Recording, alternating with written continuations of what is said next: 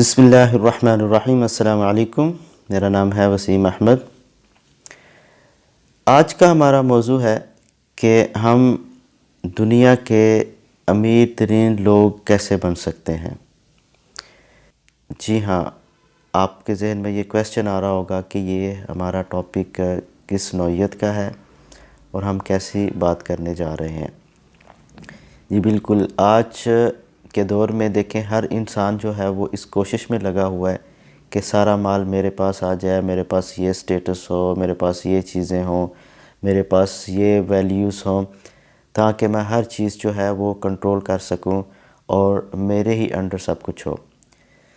دیکھیں، ایک تو چیز ہے کہ جو دنیا کی مال و دولت ہے وہ انسان کو امیر ترین بنانے پہ آمادہ کرتی ہے، اور ایک جو ہے ہماری اسلامک ویلیوز ہیں یا اسلامک تعلیمات ہیں جو ہمیں یہ درس دیتی ہیں کہ آپ نے دنیا کا امیر ترین انسان کیسے بننا ہے۔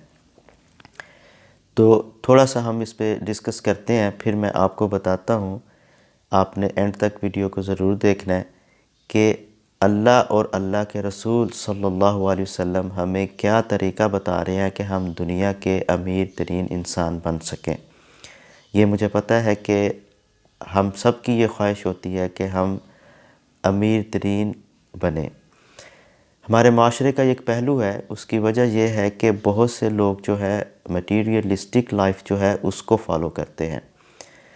لیٹس سے کہ اگر کوئی بندہ غریب ہے تو اس کی جو ہے عزت اس طرح نہیں ہوتی جس طرح ایک امیر آدمی کی ہم رسپیکٹ کرتے ہیں۔ اس کی بہت سی وجوہات ہوتی ہیں۔ بہت سے لوگ جو ہوتے ہیں وہ اس چیز کو دیکھ کے فالو کرتے ہیں کہ اس پہ اللہ تعالیٰ کی بہت رحمت ہے، یہ بہت مالدار ہے اور اس کے پاس ہر چیز ہے، لہٰذا یہ ہمارے لیے زیادہ جو ہے بینیفیشل ہو سکتا ہے، تو اس کو ہم رسپیکٹ دیں۔ اور کچھ لوگ ایسے ہوتے ہیں کہ وہ صرف اس لیے ان کو رسپیکٹ دیتے ہیں کہ ان کی کوئی ان سے غرض ہوتی ہے۔ لیٹس سے کہ اگر کوئی بڑے عہدے پر ہے اور بہت اس کے ہاتھ میں بہت کنٹرول ہے تو اس سے فائدہ حاصل کرنے کے لیے اس کی رسپیکٹ کرتے ہیں۔ ایک جو غریب آدمی ہے وہ اس معاشرے میں بہت ہی پست حالت میں زندگی بسر کرتا ہے، لیکن اسلام جو ہے وہ ہمیں ان چیزوں کی ترغیب نہیں دیتا۔ وہ اسلام ہمیں تعلیمات دیتا ہے، وہ بہت ہی ویلیویبلس ہیں، اگر ہم اس کو فالو کریں گے تو ہم بہت ہی فوائد حاصل کر سکتے ہیں۔ تو اللہ سبحانہ تعالیٰ قرآن پاک میں ارشاد فرماتے ہیں، سورۃ الکہف سپارہ نمبر 15 اور اس کی آیت نمبر ہے 46۔ بسم اللہ الرحمن الرحیم۔ المال والبنون زینۃ الحیاۃ الدنیا والباقیات الصالحات خیر عند ربک۔ اس آیت کا مفہوم ترجمہ یہ ہے کہ اللہ سبحانہ تعالیٰ یہ ارشاد فرما رہے ہیں کہ جو مال اور والبنون یعنی کہ جو آپ کی اولاد ہے یہ دنیا کی زینت ہے۔ یہ امیجن کریں آپ کہ اللہ سبحانہ تعالیٰ خود کہہ رہے ہیں کہ جو آپ کا مال ہے دنیا میں اور جو آپ کے اولاد ہے جس پہ آپ بہت فخر کرتے ہیں، یہ دنیا کی صرف زینت ہے۔ پھر آگے بتاتے ہیں والباقیات الصالحات، جو باقی رہنے والی چیزیں ہیں وہ آپ کے نیک عمل ہیں جو آپ آگے بھیجو گے۔ اور ایک جگہ پہ اور اللہ سبحانہ تعالیٰ فرماتے ہیں، سورۃ الملک 29واں پارہ، الذی خلق الموت والحیاۃ لیبلوکم ایکم احسن عملا۔ اس کا مفہوم ترجمہ یہ ہے کہ ہم نے زندگی اور موت اس لیے بنائی ہے کہ آپ لوگ نیک عمل کرو۔ یہ ساری چیزوں پہ ہمیں غور و فکر کرنا چاہیے کہ کیا ہم اپنی زندگی میں جو ڈائریکشن ہم نے بنائی ہوئی ہے اپنی زندگی گزارنے کی، کیا وہ درست ہے کہ نہیں۔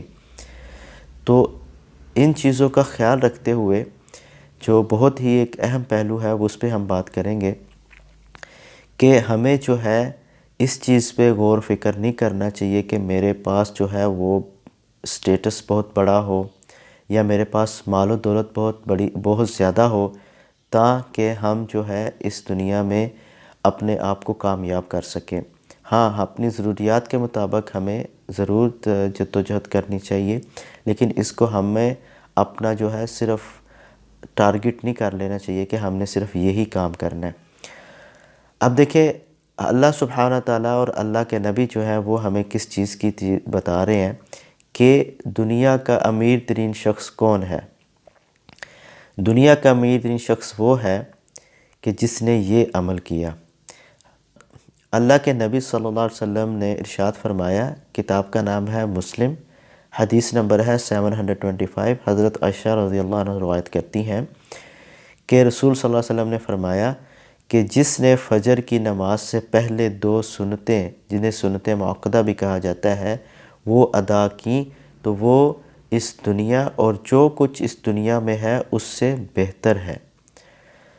اس کا مفہوم ترجمہ یہ ہے کہ نبی پاک صلی اللہ علیہ وسلم یہ کہہ رہے ہیں کہ جس نے یہ عمل کیا وہ دنیا کی جتنی بھی مال و دولت ہے اور اس کے جو کچھ بھی اس کے اندر خزانے ہیں وہ اس سب کے صدقہ کرنے کے برابر اس کو اجر ثواب ملتا ہے۔ اس کا جو محدثین نے اس کی تشریح کی ہے وہ اس طرح کی ہے کہ جو یہ عمل کرتا ہے تو نبی پاک صلی اللہ علیہ وسلم کہہ رہے ہیں کہ یہ جو 2 سنتیں فجر کی پڑھنا ہے یہ دنیا اور اس میں جو کچھ ہے اس سے بہتر ہے۔ اس کا مطلب یہ ہے کہ جو کچھ بھی دنیا میں ہے اور جو کچھ اس کے اندر خزانے ہیں وہ سب کے سب جو ہیں وہ اگر کوئی انسان اس کو اون کر لے، اس کو خرید کے اللہ کی راہ میں صدقہ کرے تو جو اجر و ثواب ملتا ہے وہ یہ 2 سنتیں پڑھنے والے کو اس سے زیادہ ثواب ملتا ہے۔ تو اب آپ یہ اس چیز پہ غور و فکر کریں کہ ایک طرف وہ جد و جہد ہے کہ جو ہم دنیا میں اپنے مال و دولت اکٹھا کرنے میں کرتے ہیں، اور ایک یہ عمل ہے کہ اگر ہم فجر کی نماز پڑھنے کے لیے اٹھیں اور اس سے پہلے 2 سنتیں پڑھ لیں تو اس کا اجر و ثواب جو ہے وہ اس سے بھی زیادہ ہے۔ تو پھر امیر شخص کون ہوا؟ جس نے صبح اٹھ کے نماز پڑھی، نہ کہ وہ جس نے کہ ساری زندگی مال کمایا لیکن نمازیں نہیں پڑھی۔ تو ہمیں اس چیز پہ غور و فکر کرنا چاہیے۔ امیر ترین شخص وہ ہے، دیکھیں دنیا کے خزانوں کا بھی مالک وہ ہے جس نے یہ عمل کیا۔ اللہ سبحانہ تعالی ہمیں اس پہ عمل کرنے کی توفیق عطا فرمائے اور ہمیں فوراً آج ہی اپنی زندگی میں یہ عمل شامل کرنا چاہیے اور اس کی جو خیر و برکت ہے وہ حاصل کرنی چاہیے، کیوں کہ جو آنے والی زندگی ہے وہی اصل میں کامیابی ہے۔ ہم بچپن سے پڑھتے آ رہے ہیں کہ الدنیا مزرعۃ فی الآخرہ، یہ جو دنیا ہے یہ آخرت کے لیے کھیتی باڑی ہے، جو کچھ اس میں ہم بوئیں گے وہی ہم کل کاٹیں گے۔ تو آج ہمارے پاس ٹائم بہت کم ہے، we have to act right now. اس کو آج ہی ہمیں اپنی زندگی میں شامل کرنی چاہیے، نماز کی پابندی کرنی چاہیے، اور اسپیشلی فجر کی نماز جب اٹھیں تو گھر میں جو ہے سنتیں 2 پڑھ کے جو سنت موقدہ ہے وہ پڑھنا ضروری ہے، اور اس کا اجر ثواب ہے وہ میں نے تو آپ کو بیان کیا ہے کہ کتنا زیادہ ہے۔ تو پھر دنیا کے امیر ترین شخص وہ ہے جس نے صبح کی نماز پڑھنے سے پہلے 2 سنتیں موقدہ پڑھی۔ اللہ سبحانہ تعالی ہمیں عمل کرنے کی توفیق عطا فرمائے۔ السلام علیکم ورحمۃ اللہ وبرکاتہ۔